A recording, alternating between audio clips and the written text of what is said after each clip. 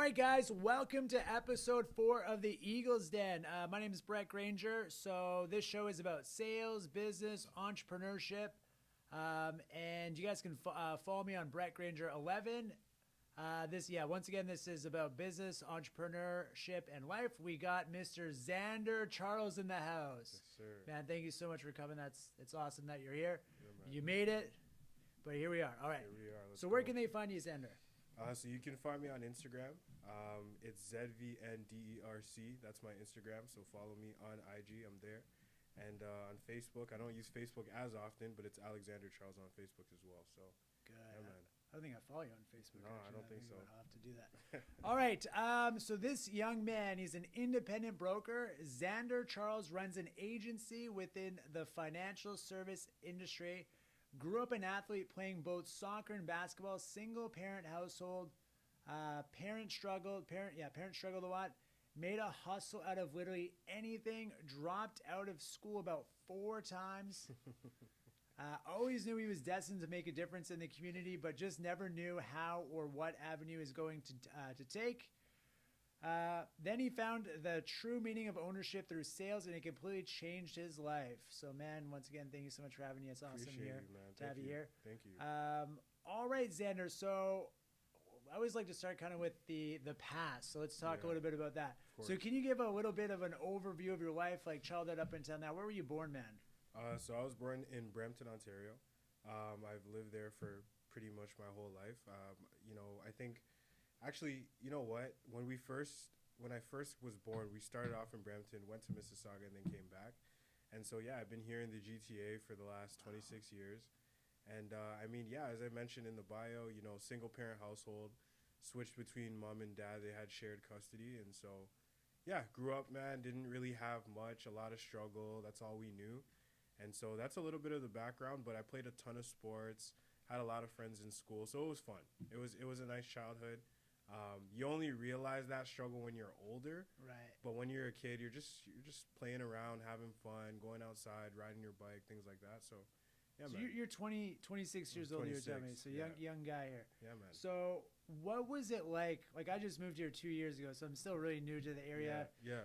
Don't really know where everything is quite yet. I mean, Yeah. I just follow Waze, maps, and hopefully I get there. What was it like living over in those areas? Like, you were born over there. So, what was it like 20 years ago? It was calm. I mean, is it less busy than it is now? What was definitely, it like? definitely. Like now, everywhere you look, every space there is, they're putting up a new home or a new facility. But back in the day when I was younger, I mean, it was pretty calm. Like we were able to just play outside all day long. Spent a lot of time at the park playing basketball. Like that's just what we did. It was a joke. Like usually nowadays you obviously have a phone, but back as kids, you go to that house, you see a bunch of bikes laying around in the ground. Yeah. You already know that's where your friends are. So that's all we did. We just rode like the biker gang. Yeah, we rode bikes, anything with wheels. Like scooters, BMXing? Yeah, BMXing, Nice. Scooters, skateboards, ripsticks. I don't know if you know what those were. What's a ripstick? They were like, it was like this skateboard with two. Oh, right. You know what I'm talking about? Yeah, and then you gotta move yeah, side to yeah, side. Pretty much anything, man. Like rollerblades. I don't know if I said that, but yeah, that's all we did, bro. And then played a ton of sports: baseball, soccer, basketball, kickball. So I think like a big, I guess you can say, distraction growing up was just sports for us. Our parents were going through a lot, all of us as friends, but we just came together and played a lot of sports, and we had fun doing it. Good. You have siblings or? Yeah, so I have 3 sisters. 2 older and 1 younger. Yeah, 2 older and 1. I'm the only boy, unfortunately. But wow. Yeah, do they put makeup on you all the time? I mean, I had some tea parties with my little sister here and there. I won't front, but no makeup. Yeah, dress you up like a girl and stuff. Nah, none of that. We played tea party with the teddy bears and stuff. That's what we did growing up. It was good times. Right on. So you said your parents split up when you were a relatively young man? Grade 4, so I think I was 10 years old. Okay. Yeah. Gotcha. So I come from the same sort of family situation as well too. Okay, so here's a good question for you. So what was a major turning point for you in your life that helped you create a growth mindset? Like usually it was like an event that maybe happened like when you're growing up, maybe you saw something happened to your parents, or maybe something happened to you, or maybe like a teacher said something to you or something along the lines of that. So give me what is something that really played a big factor in you developing a growth mindset to kind of shape you into the young man you are today? Yeah, it's a good question. I'd mainly say when I first moved out, I think I moved out at the age of 22. Right. I moved out with absolutely no savings. I didn't have like a supplement of income that I can just, utilize for furniture and things like that. So it was tough. I needed some assistance from my parents. And then when I did move out and I was fully settled, I didn't have any money saved up for rent, this and that. So I feel like I had to grow up very quickly. Where my friends were like going out and having a good time, Right. I had to stay inside, sacrifice. I couldn't go out because I got to pay rent. And funny enough, the first month of me moving in, you forget that you're now on your own, and Right. yeah, the first of the month's coming up, you got to pay rent. Right. And so I remember that first of the month came, and I didn't have it. It was crazy, and it was just I had an epiphany. It was like this like come to Jesus moment. I'm like, oh my God, and yeah, so I had to get like I think 2 or 3 jobs at the time. Wow. And that was what it was. It's just I realized that I had sacrifices, I had things that I had to do, I had responsibilities, and so I went and had to get it done. And then I just realized sacrifices is just something that comes with life. Mm-hmm. And although I had a lot of friends that weren't necessarily in that position at that current point in time, it's almost as if it attracted me to people that had more responsibility, and so they gave me lots of advice, lots of support. And yeah, man, I think that's what the turning point was. Just pretty much moving on my own, and now it's just me. I don't really have Good. anything else, right? I love that. Love yeah, that. man. Did your parents kind of kick you out, or did you kind of want to leave on your own? Or like, was it like a circumstantial thing? Like, what was it? So I'm not gonna repeat exactly what had happened, yeah. but myself and my parents, myself and my father had a little bit of a falling out Okay. due to some reasons, and I said, you know what, man, I'm out of here. I can't do this no more. And he didn't want me to go. He didn't admit it at first, but when it was time for me to go, he's like, damn, man, you're actually leaving. I'm like, yeah, I got to get out of here. And I think I would say I moved out in anger and in ego. It was a lot of ego. So I'm like, let me prove to this guy I don't need him anymore, kind of thing. And then life hit me, and I'm like, damn, like this is harder than I thought. But again, it builds that mental toughness, that thick skin, where you're just like, okay, if I can endure this, I can pretty much endure anything, right? So yeah, man, that's so I think that's what it was for me, for sure. Good. I love that, man.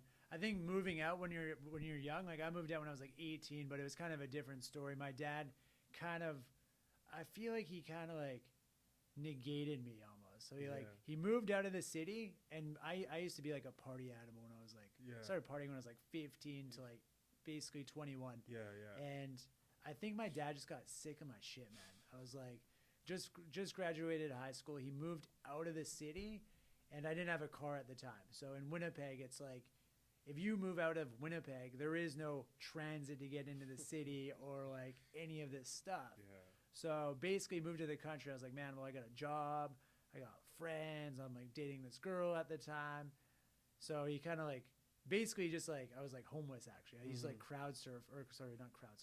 Couch surf, thank you. For like an entire summer. And I was just like follow the party. And I remember because of that event, I actually moved to Montreal where my mom lives. And I lived with her for like 6 months, which was fun, but came back. So cool, man. Awesome, bro. I can relate with that a lot. So what inspired you to become an entrepreneur or get into the kind of the sales gig? I always love that question. I feel like there's so many different reasons. I feel like any entrepreneur has like, there's never one real reason. I think there's like 5, 10. I think for me specifically, what stood out to me the most was number one, any job I had, I would never last for more than like 2-3 months. I feel like, I'd get started, I was excited, and then eventually I got to this point where I either felt like I wasn't getting paid enough or I just wasn't being respected for my efforts. So I think I realized there, I was like, I don't know if working for somebody was really for me. And then secondly, just seeing the lifestyle that the majority of my family, I watched them as I grew up. And no diss to them, of course, they did what they needed to do, but I'm like, I don't think I want my life to be that way. And so I decided, like, I think the best way, I know what it looks like to have that 9 to 5 and to keep it moving and to pay the bills and everything's good. But I just want a little bit more. And I think for me, I found that entrepreneurship was what was going to get me that. So what did your parents do, like your folks do, like for work while you're growing up? Yeah, so my father worked for the government for over 20 something years. No way. So he was What did he do over there? he was actually in corrections. Okay. Yeah, so he was in corrections for a while, and my mom So worked. your dad's seen some shit. Oh, bro. Was he was like a security guard over there? Like, He was an officer. Yeah, he Okay. handled. I can't necessarily say exactly what he did, but he handled some stuff, and he saw a lot. He has a lot of stories, and so there was a certain level. He was also in the military prior to that. Wow. So my father, and he's an old school Caribbean, so Okay. he was just very kind of like strict. He wasn't. I won't say he was too strict. He was strict about what he was strict about. Yeah. But he was pretty lenient as well. But certain, like what he says kind of goes. There were certain rules that you just had to abide by, and it was non-negotiable. That's all it was, bro. And my mom worked for an accounting firm, or I should say, sorry, the accounting department for a company called Nestle. I don't know if you know cereal. Well, Nesquik is the cereal, but the chocolate bars like Kit Kat, Coffee Crisp, that company. So she worked in accounting there for I think 15 plus years. Oh, okay. So yeah, they did their thing. Food was always on the table. Does your mom do your taxes now? No, she doesn't. No, okay, she's retired. She's chilling. Okay. She's doing her thing. No. But yeah, that's what they did, man. So again, I knew that I didn't want my life to really look like either or, but I just at the time didn't know what it was gonna look like. So yeah. Gotcha. We got quite a bit actually in similar. Like I grew up from a single family household as well. My dad raised me. My dad, up until I was like 4 or 5 years old, he was actually in the Navy, so I moved around Canada like crazy. Okay. I feel like I've just been moving around the country my whole life. Yeah. Man. I've lived basically everywhere, right? Yeah. But yeah, same sort of thing for me. My dad was very strict, like rigid, To the point, very structured. Yeah. And I think that actually really helped me in my life today because I'm very much the same way in certain areas. Mm-hmm. He's a little bit more extreme in certain areas where I'm a little bit more loose. But I think my dad taught me structure and discipline and like following procedures. Mm-hmm. So cool, man. That's awesome, bro. I never would have known It's that. crazy, and it's even funny how I was thinking on the way here how we met. Like I don't know if obviously they don't know. I kind of told him what of it. Yeah. So I mean, we met on a flight. Literally, just sat beside each other. I'm like, yo, like what do you do? And got to talking, and here we are, right? Well, I saw you talking on stage watching those videos. I was telling these guys. I was like, I saw this guy. I was like, man. Are you a public speaker? I think that's what I said to you, right? Yeah, I do a bit of public speaking a little bit. Yeah, that's a part of it. Fun fact, when I first started public speaking, I would sweat through my shirt. Really? I would throw up. Wow. Yeah. Like I was nervous, just genuinely nervous. And then a good friend of mine, a good mentor of mine, he told me, he's like, you got to get in the mindset of understanding that people want to hear from you. And once you think like that, like people want to hear from you. People want to hear from you. Then it's not that nerve-wracking, right? It's just normal. So now I enjoy it. I like that. People want to hear from you. So what's the most amount of people you ever spoke in front of? I think 600. Wow. I think. Yeah. Is that for like a work thing or what? Yeah, it was work related. Yeah. I mean, it was my first time doing it. Yeah. It's funny because when you get up there and then all the lights are hitting you. And that wasn't the time in Edmonton, was it? That was in Edmonton. Wow. Yeah. So when you met me, like the day, actually the same day that I met you was the day earlier that day. Was when I spoke in front of all those people. Did you sleep the night before? Bro, barely. And I woke up that morning. Were you just like, bro? And I woke up that morning and I couldn't stop throwing up. Like I just couldn't. A lot of people don't know that, but like I remember I was walked into the conference hall and one of my friends, they saw me and she's like, "You good?" And I'm like, "Yeah, I'm good."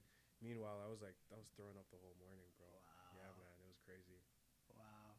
What did you do? Did you like memorize it, or did you have like something you followed up there? I had some like notes, some key points. Yeah, I had key points. I had notes, bullet points. I created a slideshow as well to kind of refer to. Yeah. And funny enough, I thought that I did terrible. Yeah. But then I had people tell me, "No, you did amazing," and I was like, I mean, I always feel like I hold myself to that high standard. Yeah. But yeah, I had some things that I followed, guidelines and stuff. But now where I'm at in my public speaking journey, if you want to say that, is give me a couple like key points and I can just talk for hours, bro. Yeah. Right. Yeah, I enjoy it. So good. I remember the first time, man, I was like, we just got into the business we're in right now, the fire safety business, and this was like 6 years ago now. I guess 5 years. Mm-hmm. And they asked me to speak at the convention because we were like one of the new offices, and we were just killing it in their eyes. Mm-hmm. And they're like, yeah, so like we want you to speak about what you're doing. I like go up there, and I'm like talking in front of like the same amount of people. I'm like, yeah, so like, and I just like bombed. It was like scene out of 8 Mile. Yeah. So I was just like saying nonsense. Yeah. I think I went up there and I was like, I was so nervous. I was like, guys, don't do speed, guys. Like, I was like, it was just like a complete gong show. Like, That's hilarious. and it's out there somewhere, but Yeah. I've still haven't watched it. I'm Yeah. like terrified to watch it. One day I'll conquer my demons and go watch the thing. But at that moment, I was like, man, I got to start, like, I got to get better at public Yeah. speaking. If I'm going to run like teams and Mhm. lead guys and like bring my team to like the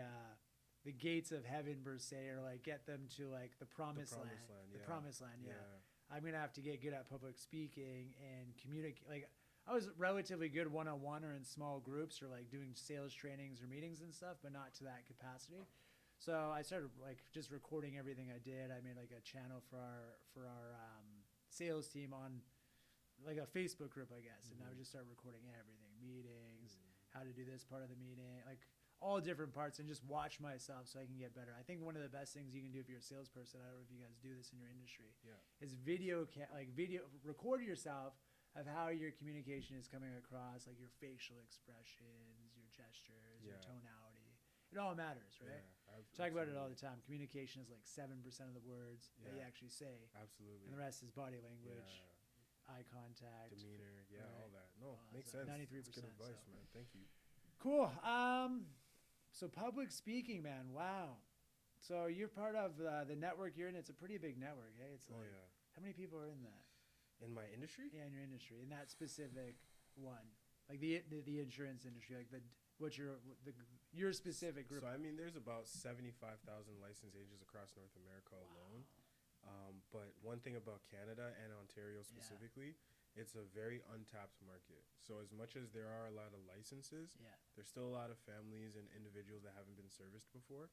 And so that's ideally where we come in now, where we can now pretty much service those people. Yeah. Should have got me a girl that's in the same industry. But never got me. I'm gonna see what I can do for you. Yeah, Bro. I don't know if you can switch it over, but she used to work for me. But anyways, that's besides the point. So I noticed you guys do quite a bit of traveling and different like workshops and stuff. What was the last one you went on? Where did you I just came back from Vegas. Yeah, I think I saw that 3 weeks ago now, almost a month ago. Was that all of like North America? Is this like the man. big It was worldwide massive. So one? MGM How many people Grand. were there? How many hold? Actually, we were at T-Mobile, so we packed up MGM Grand, sold out. T-Mobile sold out. So I think MGM Grand holds two about hotels were sold out. two arenas. Arenas were sold out for one event. So for our convention, our annual convention every single year. So you had to split it into two? Is that what man. There's like one was like an overflow room. So one of them was lame as shit. Yeah. One was like pretty much. I was in the chill one. So how did they like decide who the top performers are in this one? No, I wish it was that. It was first come, whoever purchased the ticket first. Okay. And so I think MGM holds about 25,000. And I think T-Mobile holds about 15,000. So there was a lot of people. And those are T-Mobile. Is that the Golden Knights?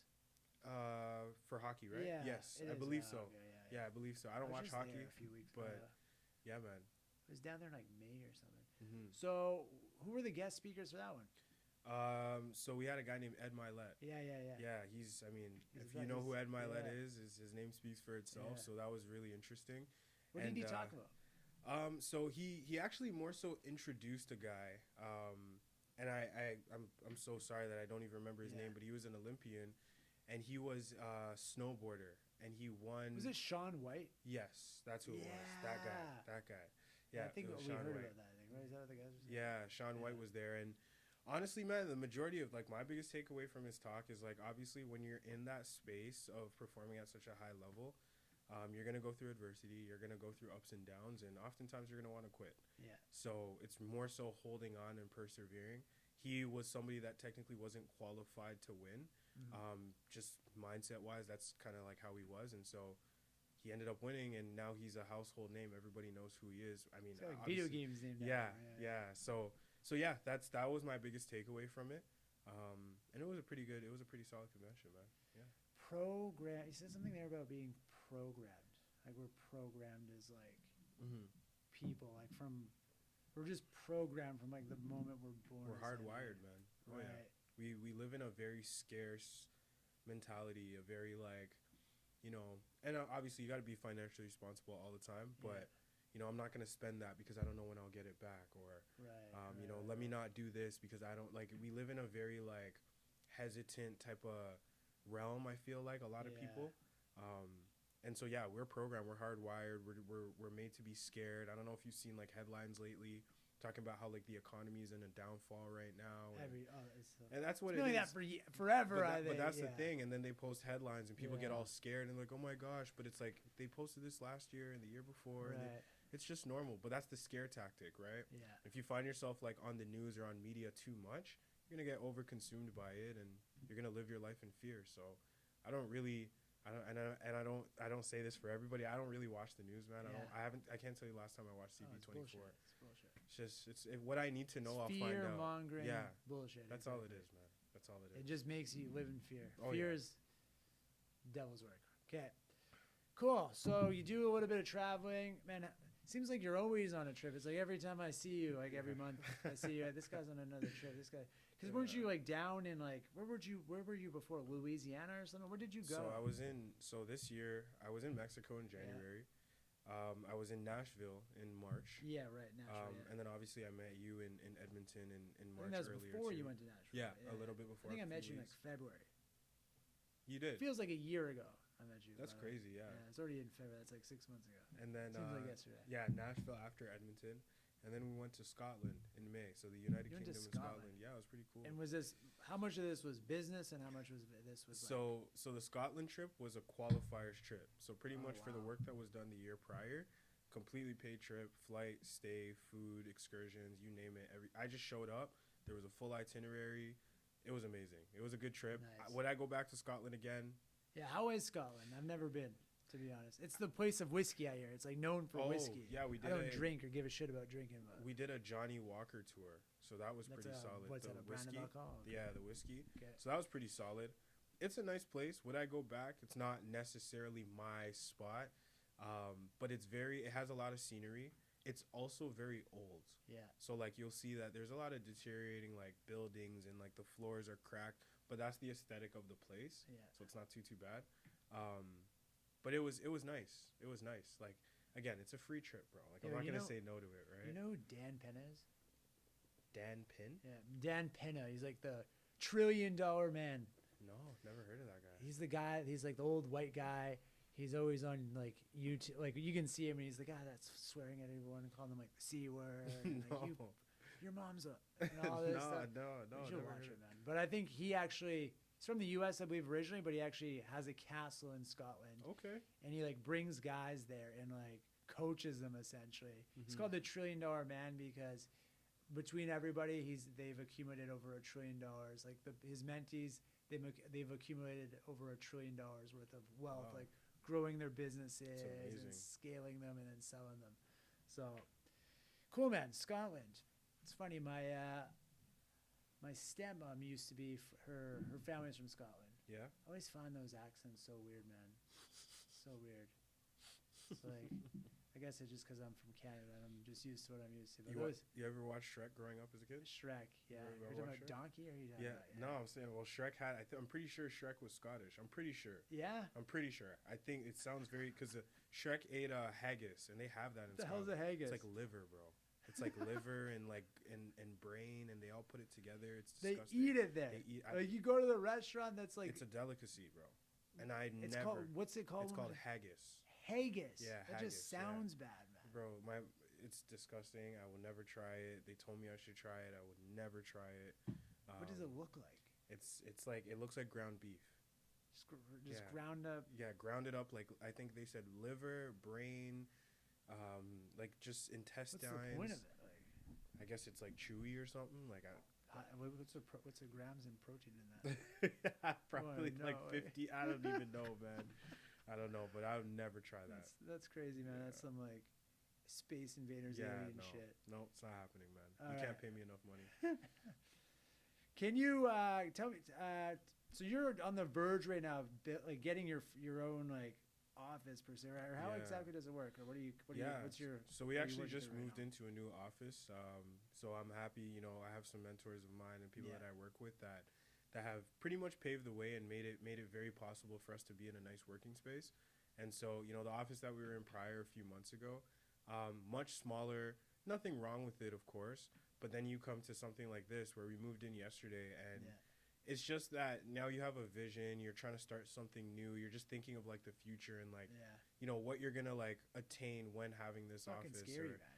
Yeah, But it's exciting at the same time. oh, 1000%. It's supposed to be that way. You burn your boats, man. You put yourself in a position to like, You have to win. yeah, it's got to work, You right? gotta keep Like going, yeah. paying a lot more rent now, paying a lot more in terms of like whether it be utilities or just responsibilities in general. More responsibilities as in a nutshell, but it's good, and I'm excited for it. Good, man. Yeah, man. It's exciting. That's exciting. 26, man. That's good. Yeah.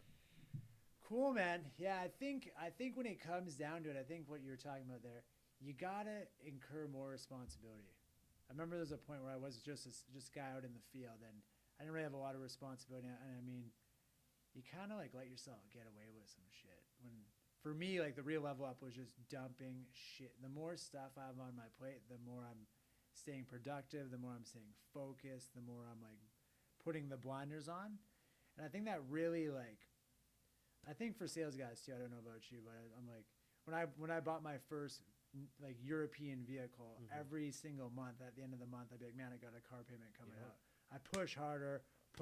I think you got to incur some good, I don't know, that's not good debt per se, but I mean, some scary responsibilities. Some like new, Yeah. you got to level up a little bit, I think. And I think you got to go, I think one of the first things someone should do when they're like 25 years old, and I mean, I'm speaking for experience, is I think the first thing someone should do when they're 25 is go buy like a European car. Yeah. There's some guys that would say the opposite, man. Yeah. But I think that is like a staple of who you are. Because most of the time you're meeting people out in public, they're coming down to the office, maybe you're going to their home, you're going to their business. That's what they see first and foremost. Facts. I mean, the only person that sees where you really live is like the girl you're bringing home or your girlfriend or maybe some close friends or family. So. Exactly. So I think having a nice car is... It's a nice perspective, though. I never really thought of it like that, but do I disagree with it? No, because, again, if you have a car payment coming up, you're going to know, okay, whether if you're in sales, okay, I got to sell more. If you're in, you know, a regular job, you got to work more overtime, whatever it is, right? So that's a good I don't know if I would do that in a working job. We're not because allowed, the car payment, bro, would be like a week's of pay. Yeah. I couldn't even imagine living... Man, have you ever had a dream about working a job? Bro, it's so funny. Have you had say one of that. those?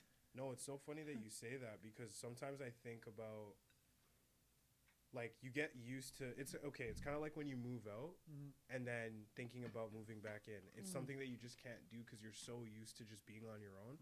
So in business, I feel like even if there's like a struggle, you know, entrepreneurship, it's up and down. Sometimes it's not, you know, going the way that you want it to. You can't quit. Like you, it's like I got to make this work because what am I gonna do? Am I gonna go back to my 9 to 5? And they say a job is a journey of broke. J-O-B, journey of broke. That's what they say. Yeah, that's a cool one. Just over broke. But that one sounds funnier. Journey of broke. Journey of broke. Just like never ending.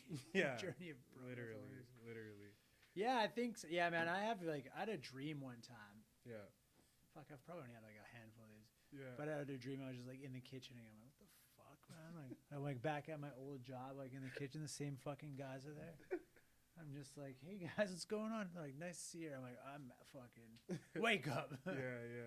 Fuck, man. That's hilarious.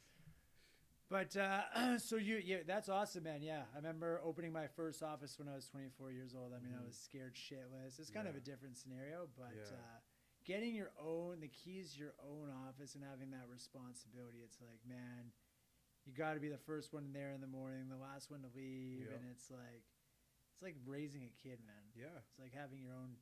It's your first child. I agree. I have a son and another one on the way. Yeah, congratulations, bro. That having your office is your first baby. Yeah, your first one, I think. Yeah, because man, when you work with other people, it's like it's not only just your ass on the line. It's now like, man, I got to take care of Jack. I got to take care of so and so. I got all these people looking at me.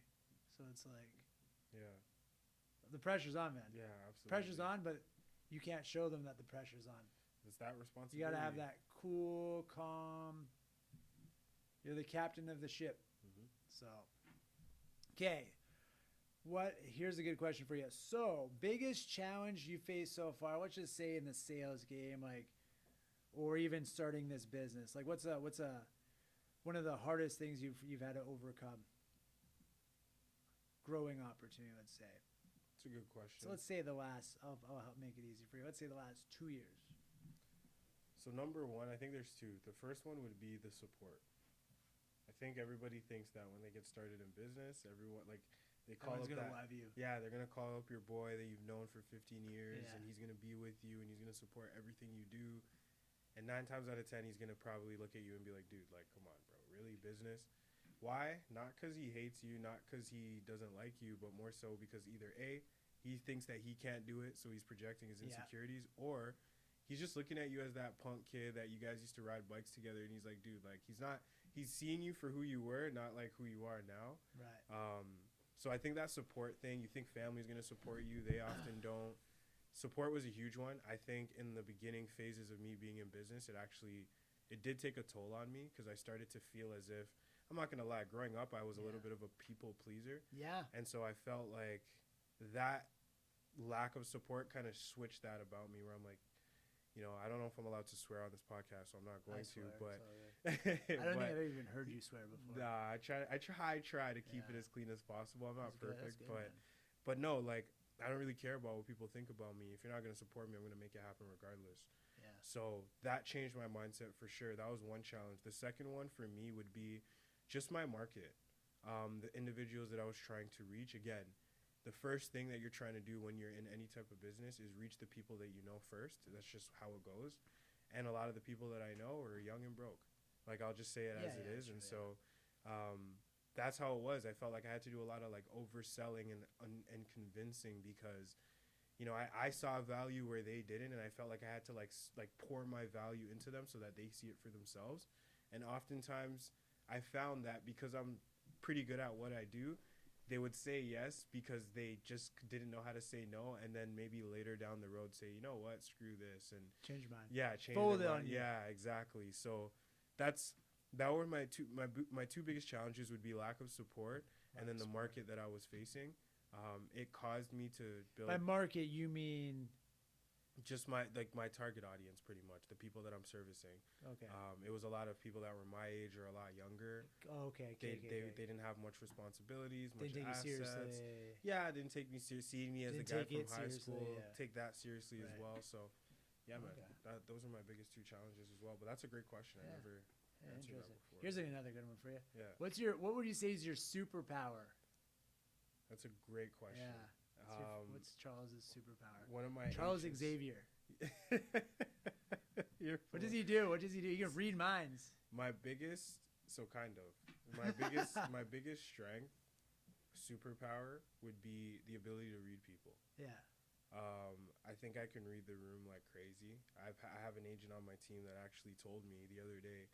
He told me because so pretty much we got on an appointment with one of his buddies just to share the opportunity and let him know what's going on. And at the end of it, I pretty much told him, first encounter with his friend ever, I looked at him and I'm like, yeah, your friend is probably this way. He's probably very straight up. What you see is what you get, etc. He knew his friend for, I think, 22 years. He goes, dude, like, you're really good at reading people. Like, that's exactly to the T how he is. So I think my superpower is being able to relate to people and understand and read the room so I can kind of like come down to their level and meet them where they're at. So if I'm talking to a super successful entrepreneur, maybe I'm not where he's at currently, but I've like dreamed to be there so I can like talk up to that. If I'm talking to a guy that's maybe struggling a little bit, I can speak to him because I know I used to struggle like growing up. Yeah. So yeah, I think reading people is definitely my superpower, bro. Man, you got me thinking about a couple different things here. So you said just before this that when you grew up, you were a little bit of a people pleaser. Is there ashes in there? I hope not. Okay, good. So you're a little bit of a people pleaser growing up. So I'm just trying to remember this. So what is it again? There's people pleasing. Have you ever heard of a fawn? So that's like someone that just like gives everyone everything they want. No. So it's like, well, I'm trying to remember what it is. People pleasing. Oh, we're good. Thanks. Just tell me the time. What was it? People pleasing, fawn, and there's one other one. Damn, screwed it up. No, that's We're cool. gonna have to cut this out, Jack. It's all good. And then, so you were just talking about. I was gonna say something about your superpower there, reading people. Mm-hmm. Reading people, right? Okay, kryptonite. Biggest kryptonite. That's a good question, man. What are you garbage at? It's funny to say, and it's almost like I'm gonna be vulnerable here when I say it. That's good. So I'm in sales. Yeah, yeah. Obviously, in sales, you speak to people. Yeah. You build relationships. You talk. You connect. But I find sometimes I suffer with a little bit of social anxiety. Yeah. I find that I when I'm in sales or when I'm at my profession or I'm building my business, I step into my element. Yeah. So I kind of like force myself to step out of that. Yeah. But I think if you gave me an opportunity and gave me a choice, I would say I'm a little bit introverted. Yeah. Right. So I think my kryptonite would sometimes be maybe seeing somebody in front of me and overthinking if I should approach them or not. Not to sell them anything, but more so to have a conversation. I'm like, do I want to have this conversation right now? Right. Yeah. So yeah, sometimes I suffer with a little bit of social anxiety, man. I think that's normal. Yeah. You think I get that shit too all the time, man. I thought it was just I don't want to go talk to people. Sometimes. I just want to talk to people that I'm doing shit. Yeah, talk to for the most part. Because we just judge people, you know what I mean? Like, it's human nature to just judge people. Exactly. I don't know if you've ever been. This is not gonna sound good, but whatever. I've done it before. If you ever just been driving, like, man, like this guy, you just like start imagining what their wife is. Have you ever done that before? Yeah, I've been that judgmental. Yeah. I've done that before. I think it's like, it's funny. A guy that I know, he says, I'm sober, right? So I don't drink or whatever, any of that stuff. He's like, people that are sober, we're the most judgmental, non-judgmental people ever. Okay. And why he says that, we're the most judgmental, non-judgment people ever, is because we've been there before. We've done that stuff that's not necessarily, it's not a beautiful thing. Yeah. Like, it's funny, they would say, people in recovery always say this, when they were back, like, drinking or doing drugs, they'd be like, I was the guy that would steal your wallet and help you go find your wallet. Oh my God. Yeah, right? So it's like, I judge people, but it's like, because I see so much more in other people. Yeah. I tend to see things in people that they don't quite see themselves, because I know where I've been from, like where I came from, I should say, and where I've got to, like where I've came to. And like, I think that's why it's so important to have mentors, man, at different stages, right? So going from like, people talk about going from like 0 to 100,000, like that's for sure a step. And then the next step is going from 100,000 to 1 million, I think. And the next step is going from 1 million to 10, and then 10 to 100, right? So it's like, I feel like the support group that you have going from 0 to 100 per year is going to be different than 100, and then even more difficult from the mil to 10 mil. So that's what my goal is right now, is to get to the 10 mil mark. That's amazing. So it's like, I'm putting myself around different players. That's why I got this podcast started up here. I mean, I always wanted to have a podcast, but I didn't know it was going to be this fast. But I went down to like a personal branding workshop, and I knew I needed to get a personal brand, man. But I suffer from the exact same shit you were just talking about. Social anxiety, the fear of judgment of other people. I'm a fucking judgmental guy. Yeah. But then I'm so worried about people judging me. Crazy how it works. I'm actually projecting that onto my own life and projecting it onto people around me. That was good. That was good. That was good. So I always knew that I needed to do this, like build a personal brand like this and start doing this. And it's like, we get in our own way of success, right? We have our beliefs. That's our belief system. And we need to get past our belief system to get to that next level and that next level. And that's what's so uncomfortable about it. And man, growth is just such an amazing thing. I just fucking love it, but it sucks at the same time. Most people don't realize it. Most people are comfortable, just like you said, just being where they are. To me, that's like a form of spiritual suicide. It's like, the day I stop growing and learning is the day that I die, right? So I got to be learning all the time. You just brought me to one of my favorite topics, Zander, books. I think we talked about books before. Have you read any good books since we last talked? Honestly, man, and again, I should probably read a lot more than I do. I actually don't read as much as I should. Yeah. But you read some of the books that I was talking to you about. I was surprised. Yeah, I've read like The Think and Grow Rich. I've read the Art of Closing a Sale. Yeah. I've read The Subtle Art of Not Giving a Fuck. Yeah. I've read How to Win Friends and Influence People. I just reread that. Yeah? Yeah. It's a pretty good book. Because I kept interrupting people. And the guy's like, you got to fucking read that book. Like, No, you're good, man. Yeah. Ed Milet has a book called The Power of One More. That's a good one. His dad was a sober guy, too. Yeah. I can't really remember every single book, but those are the main ones that very much stood out to me. There's one, it's called Outwitting the Devil. I know you probably heard about that. That one, I think I told you about that one, right? I talked to everyone about that. You gave me like chills when I first. Yeah, we said the same thing. Yeah, we bro, had the it's crazy. conversation. But that Jack's was. heard me say like 100 times. Yeah? I tell everyone that I get chills. Yeah, no. Like the only book I got chills from, man. I listened to the audio. It was audio. like goosebumps. Yeah, man. I'm telling you. For real, it was. It was nighttime. I was listening to the audio, and he even said it. He's like, "You're probably gonna get scared when you're listening to this." And I was just like, the first time I literally probably put like it pre-frames, down. Dude, it was. It's a closing tactic in sales now. All of everything is sales. Yeah, man. Power of One More. Yeah, I read that. It's funny. I read that within the last year for sure. I listened to it on audio, actually. I'm more of an audio guy. Crush a couple books here and there. Try to do one a month. Ed Milet's a guy you could listen to for literally hours, bro. Like, he's a good dude. So how many times have you got to see him speak or on stage? Maybe about 5 now. And he's like one of the OGs, eh? Yeah, bro. Like, I believe, and I didn't even know what he was before. You can correct me if I'm wrong, but I believe he's the #1 top motivational speaker in the world, I think. Yeah, I don't know. I'm not sure. Because, everyone says they're #1. You never know. That's what I was going to say. I'm #1. It's like the books when it always says #1 bestseller or whatever, and it's like, how do you know which one was the bestseller? Yeah. But yeah, I've heard him speak about 5 times. And yeah, usually, and he says this, and I agree with it because it's true. He goes, people rarely ever remember what you say. They only remember how you made them feel. Yeah. And that's how it was the whole time. Like, I don't really remember what I got a good topic. Yeah? After you're done. Yeah? He was speaking for about 45 minutes to an hour. I don't really remember what he said, but I just remember the feeling throughout, and yeah, he's a heavy hitter for sure. Yeah.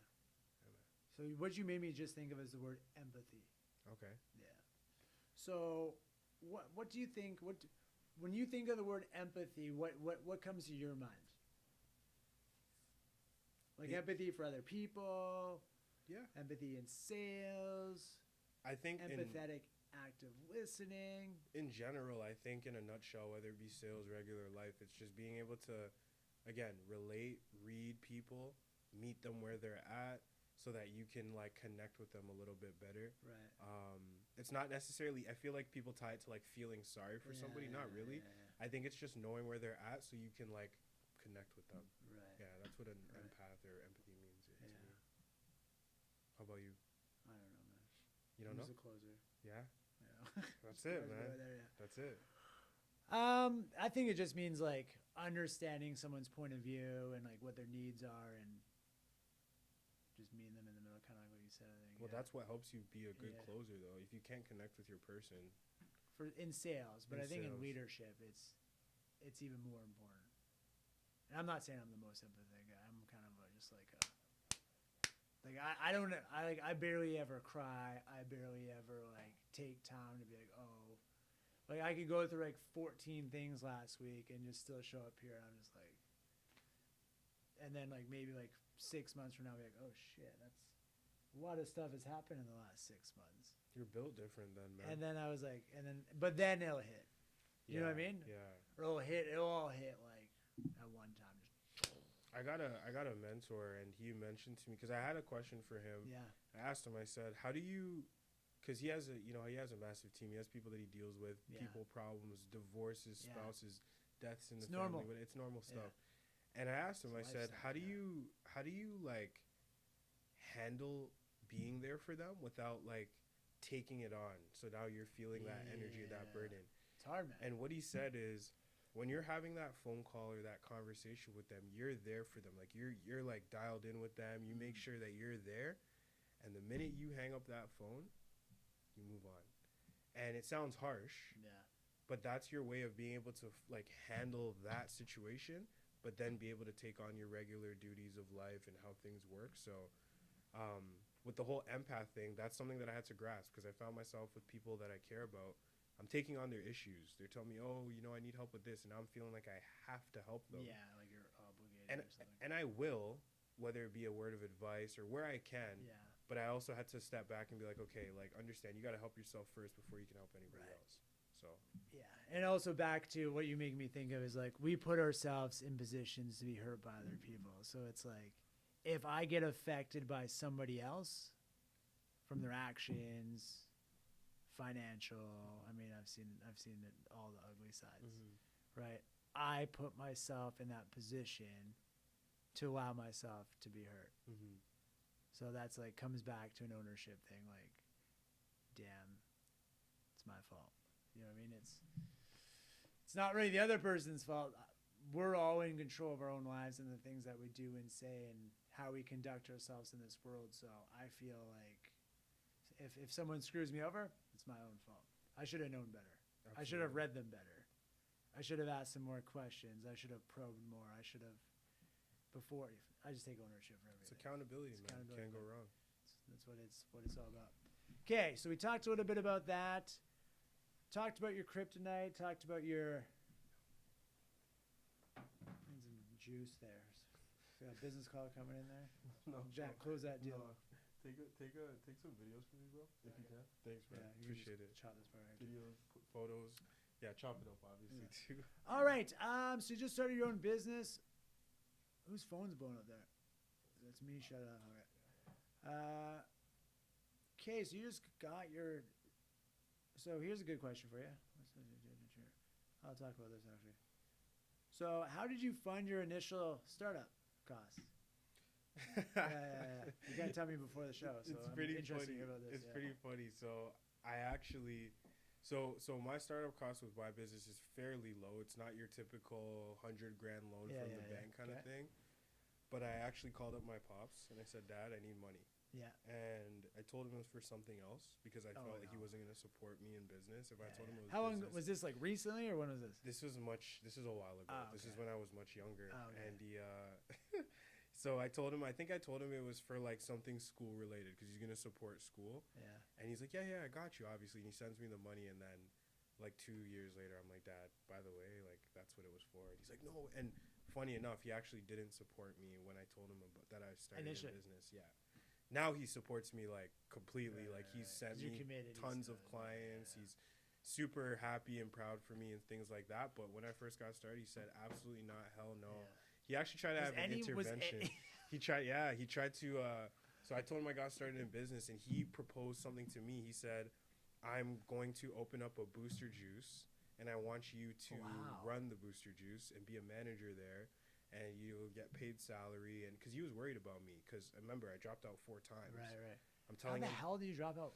Man, your parents must hate you. Oh, trust me, they hated me, bro. How much money is that? Oh man, I dropped out of. I did business management first, waste of a course. I don't remember, bro. I did electrical at Sheridan. You paid for all this? OSAP and government loans but I did pay some money as well too. Pay it back.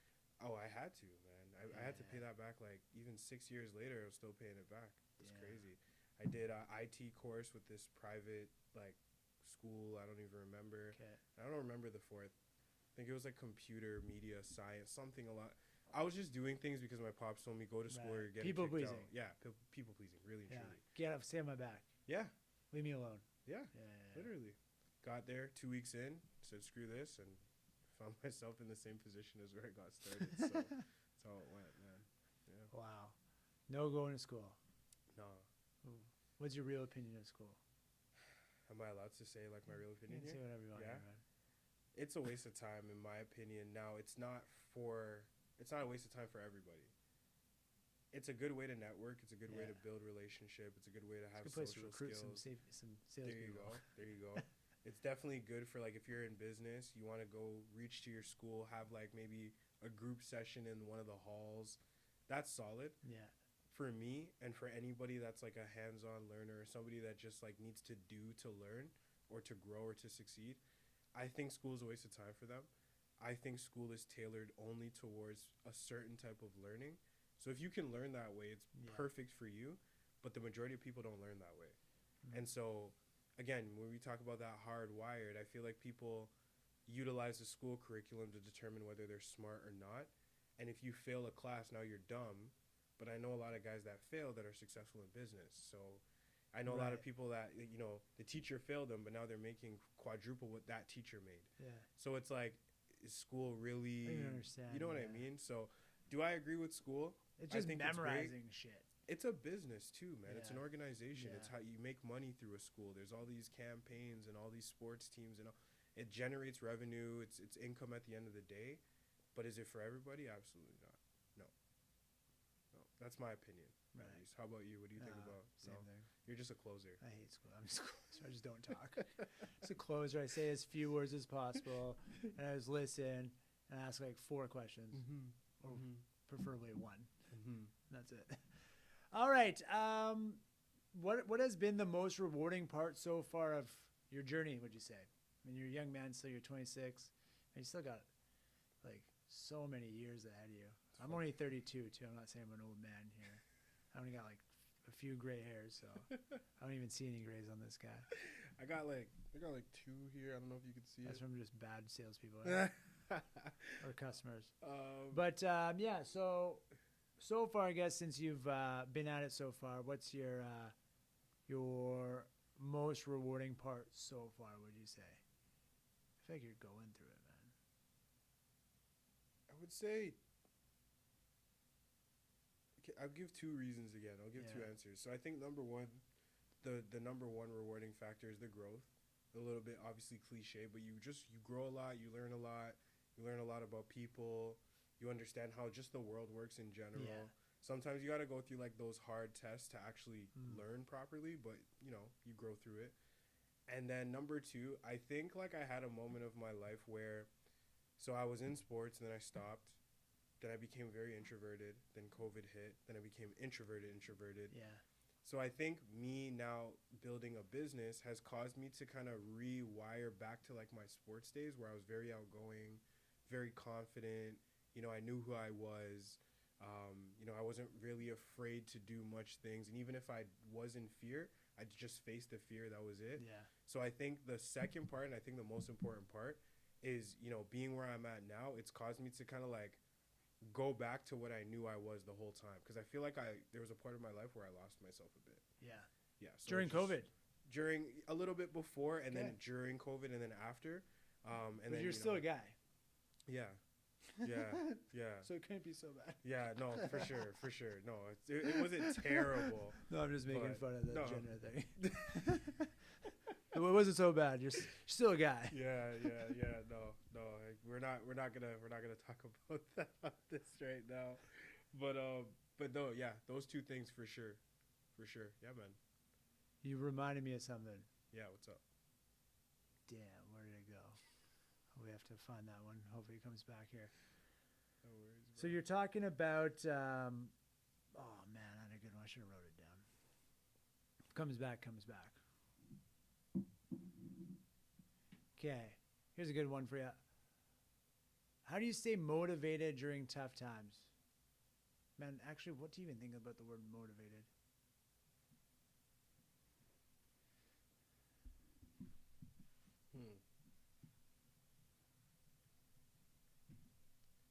I don't know what I think. I think motivation's obviously good. Like it's important. But I think like there's a certain point in time where we run out of that motivation. So I think like you'll hear a sick podcast, like maybe the one that we're on, and maybe this will motivate a few people. Yeah. But then like an hour later, when you're back in your regular daily life, that's gone. So what's driving you? I think it's discipline. There's motivation, there's discipline. So motivation is like, yeah, you hear something, you go after it. Oh my God, I'm so excited, I'm going to do this. And then when you run out of it, the discipline kicks in. And the discipline is like just getting up and doing what you have to do no matter what. Whether you feel good, you don't feel good, whether you're happy, sad, you just know you got to get it done. So, I mean, it's not that I agree or disagree with motivation, but I more stand on kind of like the discipline. Yeah, discipline of things. Crucial. Yeah, man. Okay, I went through that. Networking. How important is networking? I mean, This is networking. Your network is your net worth, I believe they say. Yeah. So you never, again, we spoke on a plane. Like, I never thought you were going to say, hey, man, come on my podcast, right? Yeah. So Yeah, I guess so. it's like you just never know what one conversation is going to lead to. Yeah. And this is a podcast. Who knows in the next coming years what we may end up partnering up to do, or what conversations we may have, or what rooms we may end up in. So this is just like, as we're speaking now, I'm starting to like even realize like, wow, networking. You is so reminded important. me of what I was There you go. say. There you go. There you go. It Your was meant eyes to lit be. the fuck up. I was like, oh, that's what it was. Let's go. So, how do I articulate this properly? I feel like on this journey, because I've been doing this for 10 years now. It's crazy. 10 years. I was like last December, like 10 years. Time flies, man. 22 years old. I've changed so much. But I feel like, and I don't know if it's because you're wearing glasses and they're so damn clean. I was like, man, when I like got good at this business, it was like I was finally looking through a clean pair of glasses for the first time in my life, and I can actually see the world for what it actually like is. Yeah. Have you ever had any kind of similar experiences? I know some people call it like the aha moment, or like almost like a revelation, or like Absolutely. a Many spiritual awakening or something. times. Come to Jesus moment. Yeah, whatever you want to call it. 1,000, like, I feel like I have that like maybe once a month. Once a bro. month, yeah. Yeah. What was the last one? Recently, or like what happened? Is Yeah, that like asking? what was the most recent one? So I mean, maybe let's say a month ago, realizing again that whole support thing. Yeah. Sometimes like you get a little bit comfortable. I'll be honest, and you then think that okay, this person will support me. Something as simple as that, and it's kind of just like you put trust, you put faith, you put hope into the situation, and then it doesn't turn out the way in which you thought it would. And it's that aha moment of like, you can't really ever get complacent in that realm. Right. Because, anything can truly happen. So, not super deep, not like, oh my gosh, like I had an epiphany. Yeah. But You ever get those things- epiphany moments? Yeah, for sure. Do you drink coffee? No. Oh, No, nice. I'm a Maybe I tea- just drink too much coffee. I'm a like tea guy. high on coffee. I'm like, oh my God, I Yeah. cracked the fucking code. Oh, man. But no, not a coffee guy. I drink tea, peppermint tea. That's really it. Yeah. Like, Yeah, man, I've had a lot of those moments too. Yeah. When you talk, I was like, I remember when I first became a sales manager for the first time. We had like I think it was like 5 sales in a day, which is like pretty good in our industry. But like a good day in our industry is probably like 3 sales out of an office. 5, you're like, whoa. At least at the time. I mean, we've had days where we've done like 10 plus, whatever. But anyways, or like throughout the organization, like 20 plus between all the different offices, whatever. Probably even more, probably like 30, man. But anyways, I remember being a sales manager doing that out of an office. I was like, man, like I've like found my calling. Yeah. So you're in direct sales as well too. I'm in direct sales. I think direct sales is the best sales industry you can possibly be in. It's truly unlimited. You go out there, you find your leads, you find the people, you build your team. There's customers literally everywhere No around matter you. where, yeah. There's just money literally all around us, right? What do you like so much about this particular field, direct sales? Because I consider what you're in direct sales to me. The relationships that you build along the way, 1,000%. Again, I can use our example right here. And I wasn't even trying to sell you anything. It's just, but how you're trained and you're taught in our industry is always have conversations with people, because again, you never know where it's going to lead you. So I've built some amazing relationships along the way. I have like now the best bookkeeper / accountant right now. I have some great friends in business. From the business you're in?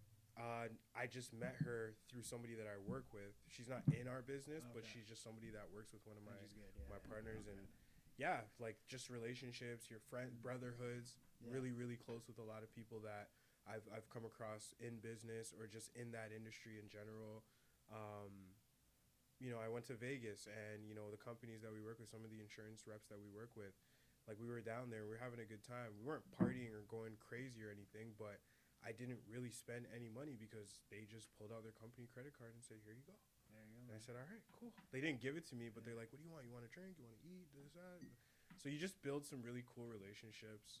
And, again, you never know where it's gonna go, and it encourages me because I'm like, all right, I'm gonna keep talking to people. Right. And you never know, man. Just never know. Yeah. Just never know. That's the beautiful thing Yeah. about the great mystery. You just Yeah. never ever know. So we're closing out here.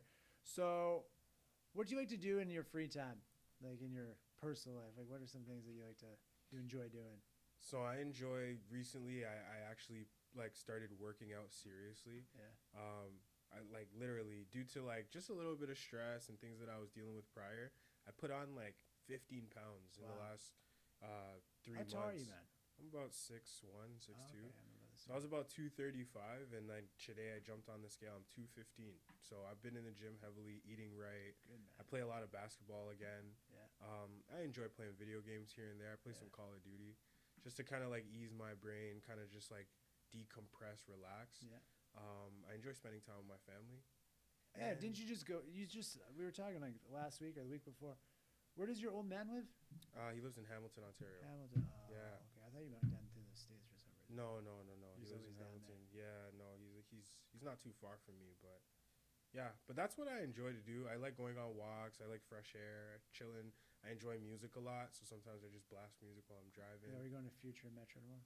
No, my boy's going there tomorrow though. Yeah. You going? I want to, but we've got another podcast. So, Yeah? Business Yeah. first, man. Business is business. yeah. Plus, I went to Rolling Loud and I like bought a booth and spent like 30 G's on this booth. Like, you know the Rolling Loud that was in Toronto? Did I tell you about it? Was that like 2 years Yeah, ago? 2 years ago. So I bought like the VIP booth for like Oh, all of our team, and we were down there. This is before I was even living here, man. wow. And I mean, I've been to Rolling Loud 3 times, and You like it? not no more. Like, it's just rave, right? It's just a rave, right? Fuck, dude. No offense, but like, they're just playing music in the background and jumping around, and they do like 30 seconds of a song and then cut it, and then they're not even rapping. Are they just lip like- syncing? Are they like, They're just they're not even. They're just like yeah. That's it. The whole time. Let's go. yeah. We could start our own rap crew, man, and we'd be just killing it. I'd do the beatboxing, bro. I'm not really Yeah. good with the bars. And this would be a perfect room for what we got. Oh, A 1000%. white guy, a brown dude, black dude, and then like You're an brown. olive dude. Yeah, I'm indigenous. Oh, fair An enough. olive guy. No, What are you? There you go. Olive, let's go, oh, baby. that's sick. Yeah, that's why it's called the Eagles Den, actually. I'll tell you the story about this. No one really, I think we said this initially, right? So my mom's indigenous name, or native name, I don't even like the word indigenous. It's too complicated. I think they must have came up with that during COVID, too, eh? Don't people say native is like derogatory? I don't know. But I'm you're native. I can from call there. You whatever I yeah, want that's to you. call it, It's- man. yeah. So anyways, my mom's indigenous name, to be politically correct, is White Eagle Woman. Right? So, and I didn't know that till like 5 years ago, probably 7 years ago.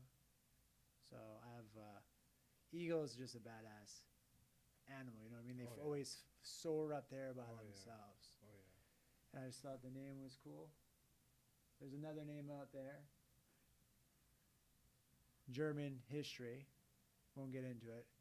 Called the Eagle's Nest. We might have to chop this part out, but whatever.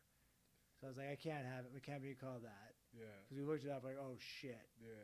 So we called the Eagles Den. Sounds good, man. Yeah. It's pretty solid. Yeah. Very natural. And I got this tattoo, and I just love eagles, man. It's Yeah. such a like mystical Yeah. animal, you know. And the meaning of it too. There's lots of spiritual meanings to it. I Yes. like reading into like spirituality behind like animals, like the meaning of them. Mm-hmm. It was like power, Mhm. wisdom, Mm-hmm. strength, I believe was one. So just it suited the overall theme of the podcast. Yeah. Business, recovery, entrepreneurship, life. So it was just suiting. All right, man. Well, what advice would you give someone that's getting in the game here? Someone brand new. Like, let's say you're talking to yourself like at 18 years old. It's always darkest before dawn. You know, sometimes you're gonna go through ups and downs. That's life, whether you're in business or just life in general. You can't quit. I know it sounds very cliche, and that's what everybody says. You got to keep going, blah blah blah. But one thing that I was on this call the other day, and this gentleman was saying, he's like, sometimes God puts us through things. He puts us through tests to see, first of all, how bad we want it, But another thing is everybody wants that one goal. Like everybody wants it. Everybody wants to be Right. financially free and Right. successful. So what's going to differentiate you between everybody else? And ideally, it's probably going to be the one that lasts the longest. So when it comes down to the adversity, you can't quit. You got to like last a lot longer than everybody else. And so God kind of looks at you and like, you know what? Because you stuck around the longest, you deserve that blessing. Right. So It's just true. you can't give up. Your Stick and blessings are stay. your blessings are around the corner. It's You bound to never be. know when you're gonna receive that breakthrough. And oftentimes, if you quit, you're not necessarily gonna do what God called you to do in terms of your life and what you were destined to be and things like that. So that's my number one advice for anybody in the game in general. Just yeah, man, don't give up. And it's cliche, but just don't give up. Yeah. Easier said than done. I love that, man. Yeah, man.